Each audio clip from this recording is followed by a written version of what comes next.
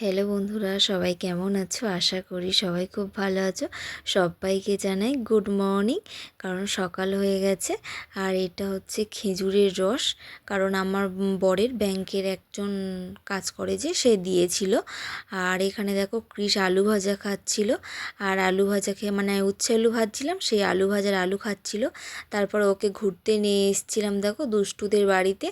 আর দুষ্টু আর টিট্টু আর কৃষ তিনজনে মিলে খেলা করছে। আর একটা মাছ আছে, সেই মাছটাকে ওদেরকে খাওয়াচ্ছে, আর কাঁটা বাজছে সেগুলো ফেলে ফেলে দিচ্ছে। ওর সাথে একটুখানি দুষ্টুমি করছিল। তারপরে ওরা খেলার পরেই তারপরে ওদেরকে নিয়ে চলে এসেছিলাম দুপুরবেলা। তারপরে কৃষকে ভাত খাইয়েছিলাম, সেটা দেখানো হয়নি। আর আজকে আমাদের দুপুরে রান্না হয়েছে উচ্ছে আলু ভাজা, শিম ভাজা, আর হচ্ছে কি শোল মাছের তরকারি। শীতকাল মানেই শোল মাছ, আর শোল মাছে একটু মানে রান্না করা হয়েছিল। আর তারপরে দেখো আজকের দুপুরের মেনু এটাই ছিল। তারপরে কৃষ সন্ধ্যাবেলা বিকালবেলা ঘুম থেকে উঠে দেখো এখানে বইটা নিয়ে বসছে।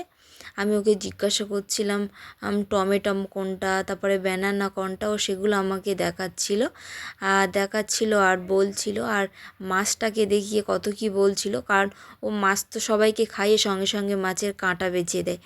তারপরে দেখো আমরা সন্ধ্যার টিফিন নিয়ে নিয়েছি। আর আজকের টিফিনে ছিল চানা নিয়ে এসেছিলো, চানা দিয়ে মুড়ি মাখা হচ্ছে, এটা খাওয়া হবে এখন। আর তারপরে দেখো কৃষ আমাদের উপর রেগে গেছে কেমন, ও রাগ করেছে। ওর বাবা ওকে বলেছে বাজারে নিয়ে যাব না, তাই রাগ করেছে। তারপরে দেখো ওর খাবার নিয়ে চলে এসেছি। ওর খাবারে ছিল একটা স্যুপ মতন, মসুর ডাল, তারপরে আলু, ক্যাপসিকাম, বিনস সব দিয়ে একটা স্যুপ মতন। ডিমটাও ওকে গ্রেট করে দেওয়া হবে, কিন্তু গ্রেট করে দিইনি।